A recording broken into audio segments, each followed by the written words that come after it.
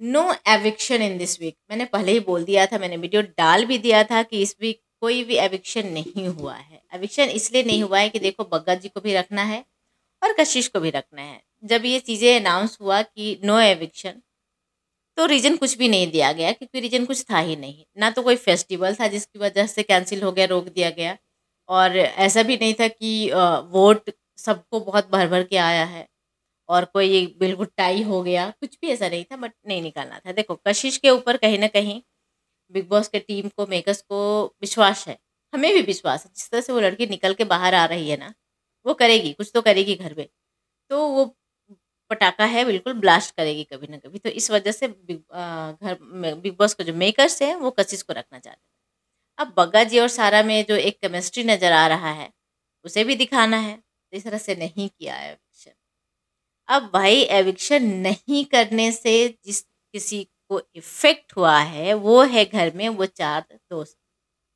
Viven दिशेना, Eilish, Isha and Avinash Mishra. मतलब चारों का चेहरा देखने लायक था भाई। बिबियन जैसा जल भुन के बैठ गया था। अरे ये क्या हो गया भाई, क्यों नहीं गए, क्यों नहीं निकाला किसी को। पर बिबियन ने कुछ रिएक्ट नहीं किया, मतलब अब रिएक्ट किया नहीं किया, दिखाया ही नहीं एपिसोड में कि बिबियन कुछ बोल रहा है। पर भाई एलिश का जो है ना, मुंह से हमेशा गंद ही निकलता है। एक बार बोलती है कि मैं करण को जान से मार देना चाहूंगी, अगर जो वो मर गया फिजिकली दिखा तो समझना मेरा ही हाथ है। आप नेशनल टेलीविज़न पे किसी को इतना बड़ा थ्रेटनिंग दे रहे हो, बिना सोचे-समझे कि ये बाहर जा रहा है, मैं कैमरे में बोल रही हूँ, कैसा जा रहा है, क्या जा रहा है?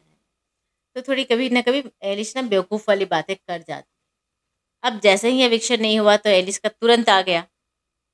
वहाँ पे ईशा और विवियन बिल्कुल चुप थे, कुछ भी नहीं बोले, बट एलिस का रिएक्शन आ गया कि यार ये एविक्शन क्यों नहीं हुआ? मैं तो चाहती थी किसी न कोई तो जाए इनके ग्रुप से अलग, मतलब ये ग्रुप टूटना था, बंदे कम होने थे, क्यों नहीं एविक्शन हुआ? अब अविनाश भी बेवकूफ़ों में कम नहीं है।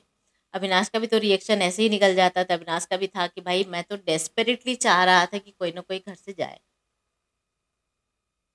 सॉरी।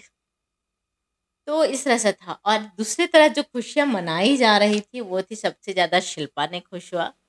करणवीर एंड चुम को हग कर रही थी और बोल रही थी थैंक यू बिग बॉस, मेरा सबसे अच्छा बेस्ट बर्थडे गिफ्ट है।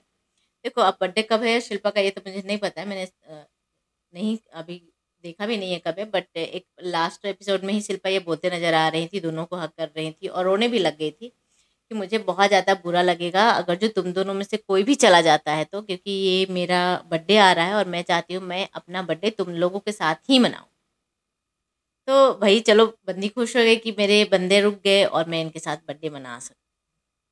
तो एविक्शन नहीं हुआ है घर में, और आगे आगे देखिए क्या होता है। Thank you so much everyone. देखते रहिए टेली चाचा 28। वीडियो को लाइक कीजिए और चैनल को